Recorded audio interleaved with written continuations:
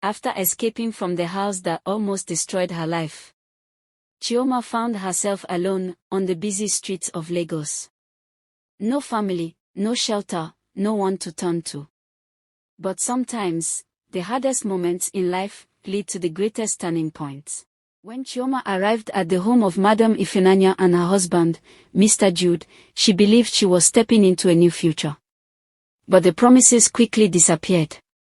School was never mentioned again. Instead, Chioma became a servant in the house.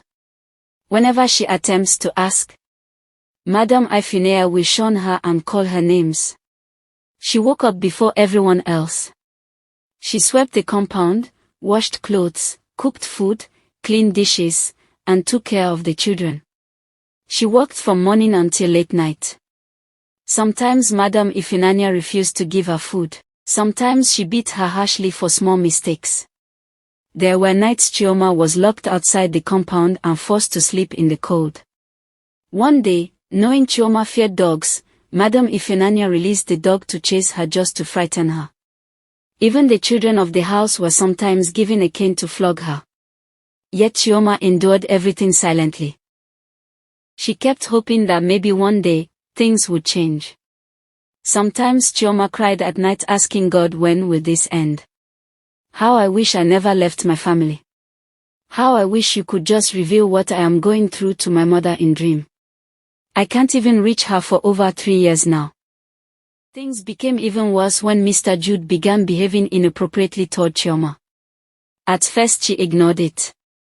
Is this man okay, she would always think. But one afternoon, when Madam Ifenanya was not home, he tried to force himself on her. Fear turned into anger. Chioma pushed him away and kicked him before running outside the house. Her heart raced as she waited outside until her madam returned. That night, Chioma cried quietly. She realized something painful. I can't continue this way. I don't want to be raped. No one was coming to save her. If she wanted freedom, she would have to find it herself. I will have to leave this house. Whenever she lurks outside as usual while going for business, I will go and look for a job. Just pray I see a job with accommodation. Madam Ifenanya had a habit. Whenever Mr. Emeka visited their shop, she would lock Chioma outside the house barefoot, making sure she could not follow her. She didn't want Chioma to reveal the truth. One day, after being locked outside again, Chioma borrowed slippers from a neighbor. Instead of waiting, she began walking through the busy streets of Lagos searching for work. Just like she had planned it. She walked for hours. Her legs trembled with exhaustion. Her throat was dry. But she refused to give up.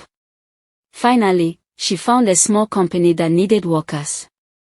They offered her a job paying 30,000 and a small staff accommodation. For Chioma, it felt like freedom.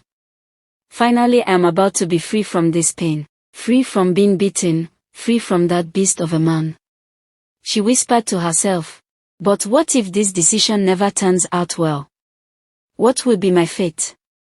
Fear engulfed her soul, but she pushed the feeling aside and said, if I don't take a step, I will be caged here.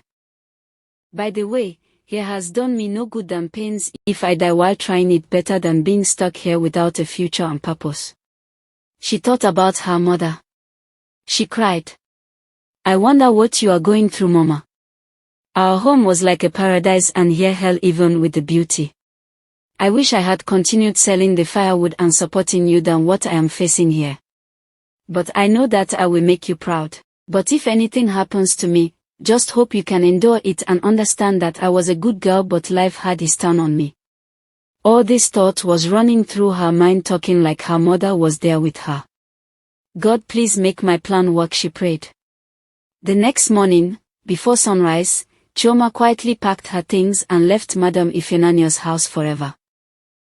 Chioma thought finding a job was the beginning of her new life. But inside that company, something unexpected was waiting for her. Jealousy, lies, and people who did not want her to succeed.